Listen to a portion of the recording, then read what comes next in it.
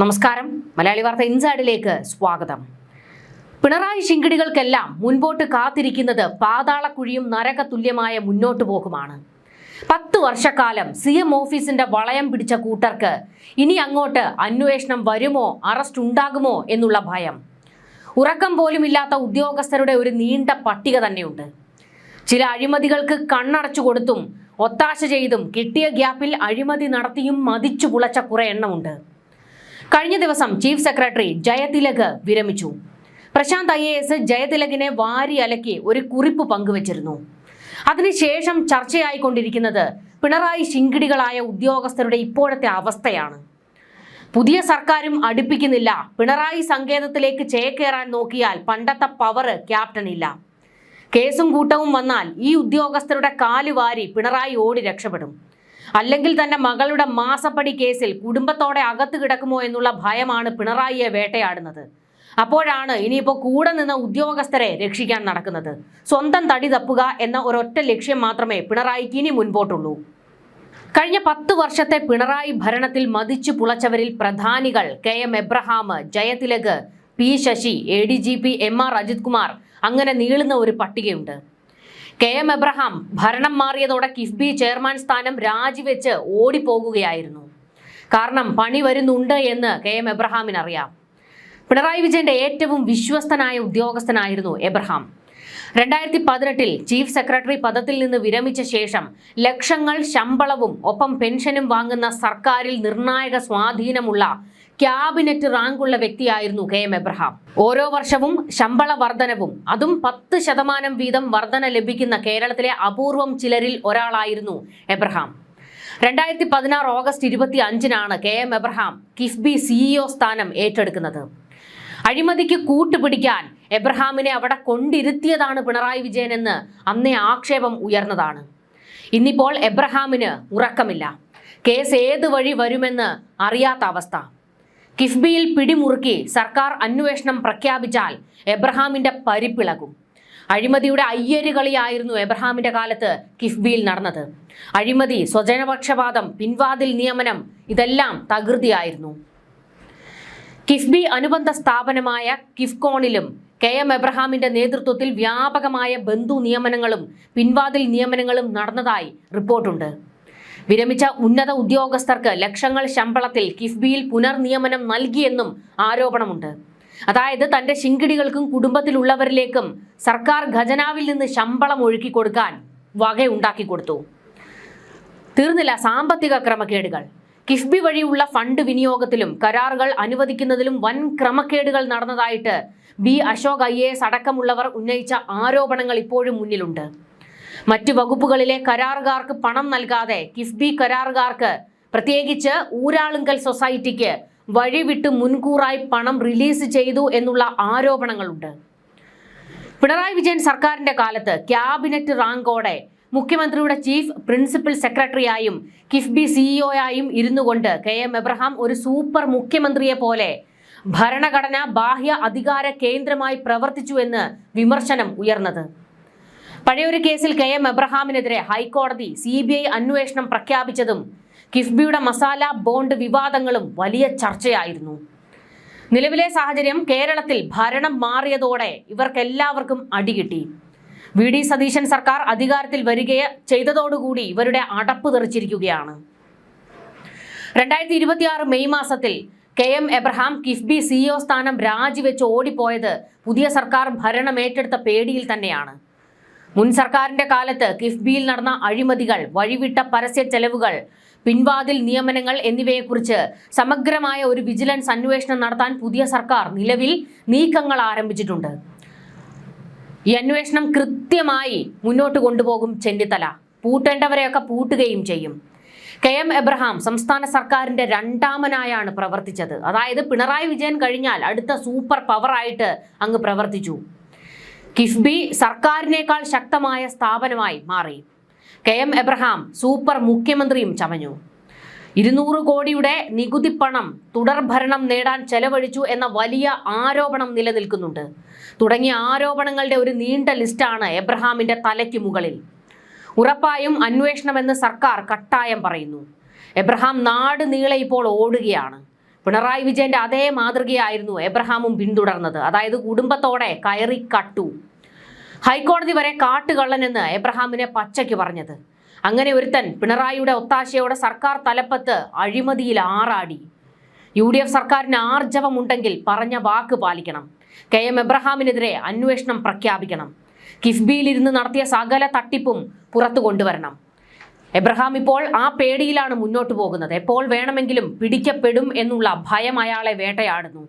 പിണറായി ഇപ്പോൾ അനുഭവിക്കുന്ന അതേ അവസ്ഥ കൂട്ടുനിന്നവർക്കൊക്കെ കിട്ടിക്കൊണ്ടിരിക്കുന്നത്. ഒരെണ്ണത്തിന് സമാധാനത്തോടെ ഉറങ്ങാൻ കഴിയുന്നില്ല. അടുത്തത് ജയതിലക് IAS ആണ്. മൂപ്പര് നാണം കെട്ടുള്ള പടിയിറക്കമായിരുന്നു. സർക്കാർ ചിരിച്ചുകൊണ്ട് ഒരു മൊമെന്റമൊക്കെ കൊടുത്ത് വിട്ടിട്ടുണ്ട്.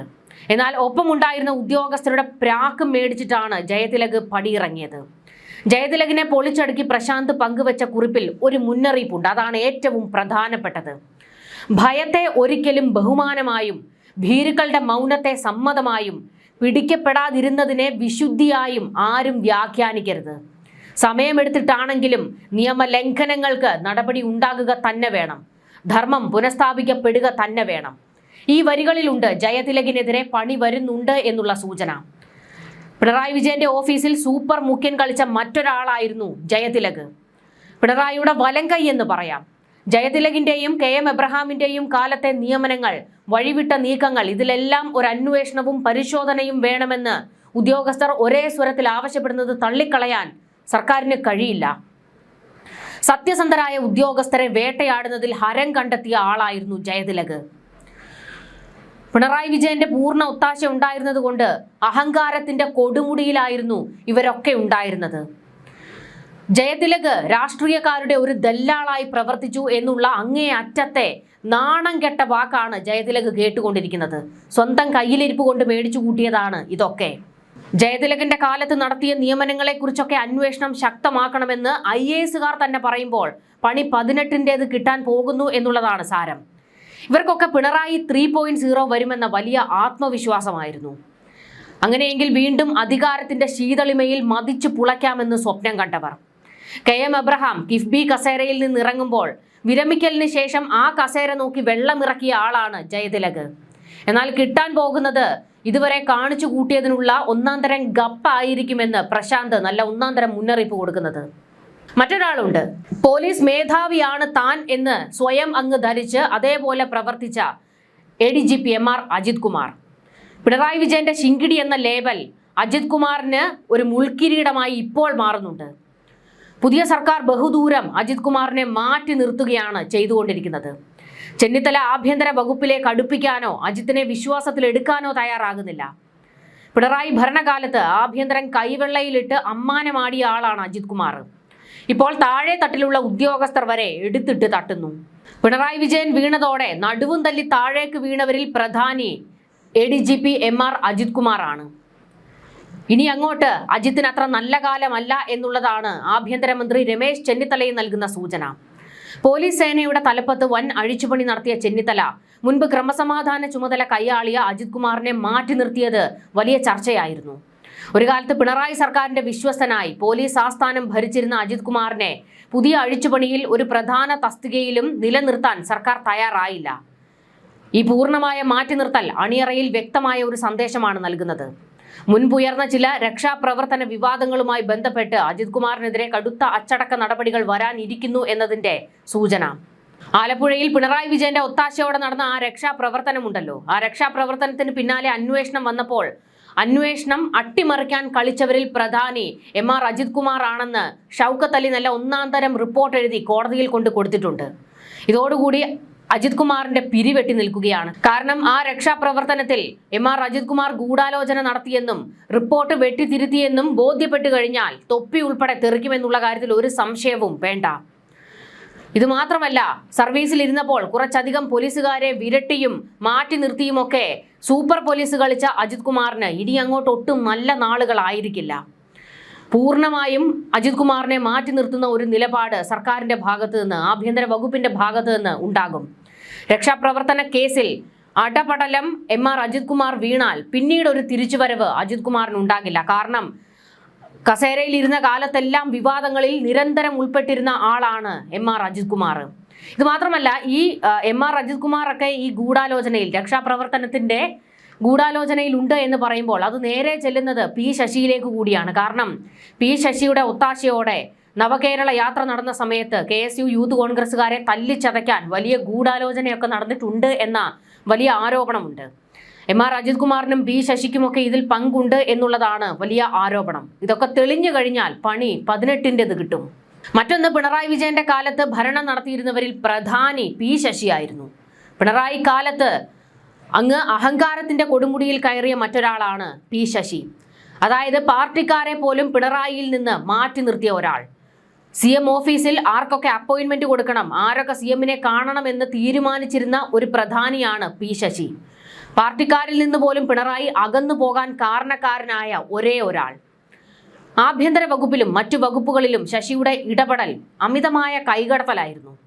സർക്കാരിനെ വരെ പിടിച്ചുലച്ച വിവാദങ്ങൾ ഉണ്ടായിട്ടും പിണറായി വിജയൻ ആ സമയത്തൊക്കെയും P ശശിയെ ചേർത്ത് നിർത്തിയതാണ്. അത്രയ്ക്ക് ആത്മബന്ധമാണ് ഇരുവരും തമ്മിലുള്ളത്. 1/4 നൂറ്റാണ്ടായി CPM-നെ പ്രതിസന്ധികളിലും വിമർശനങ്ങളിലും കൊണ്ടെത്തിക്കുന്ന ഏക വ്യക്തി എന്ന വിശേഷണം കൂടി പാർട്ടിക്കാർ തന്നെ ശശിക്ക് കൊടുക്കുന്നുണ്ട്. 1996 മെയ് 20-ന് 3-ാം തവണ EK നായനാർ കേരള മുഖ്യമന്ത്രിയായി ചുമതലയേൽക്കുമ്പോൾ ഭരണം മികച്ചതാക്കാൻ യുവത്വമുള്ള ഒരാളെ പൊളിറ്റിക്കൽ സെക്രട്ടറിയാക്കാൻ തീരുമാനിച്ചു. ആ അന്വേഷണം P ശശിയിലായിരുന്നു അവസാനിച്ചത്. ശശി മെല്ലെ പാർട്ടിയെയും ഭരണത്തെയും കൈപ്പിടിയിലാക്കി. 1998 സെപ്റ്റംബർ 9-ന് CPM സംസ്ഥാന സെക്രട്ടറി ചടയൻ ഗോവിന്ദൻ അന്തരിച്ചു. മന്ത്രിയായിരുന്ന പിണറായി വിജയൻ ഒക്ടോബർ 19-ന് രാജിവെച്ച് സംസ്ഥാന സെക്രട്ടറിയുടെ പദവിയിലെത്തി. പിന്നാലെ ശശിയുടെ ശക്തി അങ്ങ് ഇരട്ടിക്കുകയായിരുന്നു. 2000 ഒക്ടോബർ 21-ലെ കല്ലുവാതുക്കൽ മദ്യദുരന്തത്തിലായിരുന്നു ശശിക്ക് നേരെ ആദ്യമായി പരസ്യമായി ആരോപണം ഉയർന്നത്. കൈക്കൂലി വാങ്ങിയവരുടെ പേരുകൾ എഴുതിയ മണിച്ചന്റെ ഡയറിക്കൊപ്പം ശശിയുടെ ഇടപെടലുകളും പുറത്തുവന്നു. പിന്നീട് നിരന്തരം ലൈംഗികാതിക്രമ കേസുകളിൽ ശശി ഉൾപ്പെട്ടു. അങ്ങനെ പാർട്ടിക്ക് മാറ്റി നിർത്തേണ്ടി വന്നു. അങ്ങനെ മാറ്റി നിർത്തപ്പെട്ട ശശിയെ വീണ്ടും ശക്തമായി തിരികെ കൊണ്ടുവരുന്നത് പിണറായി വിജയനായിരുന്നു. പൊളിറ്റിക്കൽ സെക്രട്ടറി സ്ഥാനത്ത് ഒരു കസേര ഇട്ടങ്ങു കൊടുത്തു ശശിയെ ഇരുത്താൻ വേണ്ടി. അങ്ങനെ CM ഓഫീസ് ഒരു ഗൂഢ കേന്ദ്രമായി പിന്നീട് മാറുകയായിരുന്നു. പാർട്ടിക്കാർക്കും എന്തിനേറെ സർക്കാരിലുണ്ടായിരുന്ന മന്ത്രിമാർക്ക് പോലും പിണറായി വിജയൻ അടുത്ത് ഉണ്ടായിരുന്നില്ല. അവർ പോലും ബഹുദൂരം പിന്തള്ളപ്പെട്ടു നിന്നു. ഓഫീസിന്റെ വളയം പിടിച്ചത് ശശിയുടെ നേതൃത്വത്തിൽ ഒരു കൂട്ടമായിരുന്നു. ഒരു മാഫിയ സംഘം പോലെ ഇവർ പ്രവർത്തിച്ചു എന്നുള്ള വലിയ ആരോപണവും ആക്ഷേപവും ഒക്കെ ഈ 10 വർഷക്കാലം പിണറായി വിജയന്റെ കാലത്ത് നമ്മൾ കേട്ടതാണ്. ഇവർക്കെല്ലാം ഇനി കണ്ടക ശനിയാണ്. ഇപ്പോൾ P ശശിയുടെ അവസ്ഥ എന്ന് പറയുന്നത് പാർട്ടിക്കാർ പോലും മാറ്റി നിർത്തുകയാണ്. പിണറായി വിജയന് പോലും വലിയ വില കൊടുക്കാൻ ഇപ്പോൾ പാർട്ടിക്കാർ തയ്യാറാകുന്നില്ല. കാരണം തോൽവിയുടെ ഒരേ ഒരു കാരണക്കാരൻ പിണറായി വിജയൻ ആണ് എന്ന് എല്ലാവരും ഒരേ സ്വരത്തിൽ പറയുന്നു.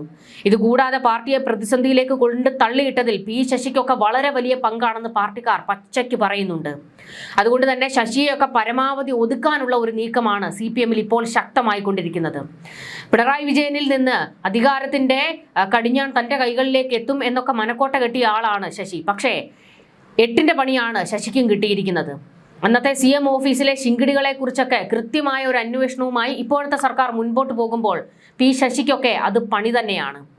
എന്തായാലും പിണറായി വിജയന്റെ ശിങ്കിടികളായി നിന്നവർക്ക്, എല്ലാ കാലത്തും പിണറായി വിജയൻ തന്നെ മുഖ്യമന്ത്രി ആയിരിക്കും എന്ന് കരുതി മതിച്ചു പുളച്ചവർക്കൊക്കെ തലമണ്ടയ്ക്ക് അടി കിട്ടിയിരിക്കുകയാണ്. എല്ലാവരും ഇപ്പോൾ കൊമ്പത്തൂന്ന് നിലത്ത് വീണ് ചത്തുകുത്തിയിരിക്കുകയാണ്. ന്യൂസ് ഡെസ്ക് മലയാളി വാർത്ത ഇൻസൈഡ്.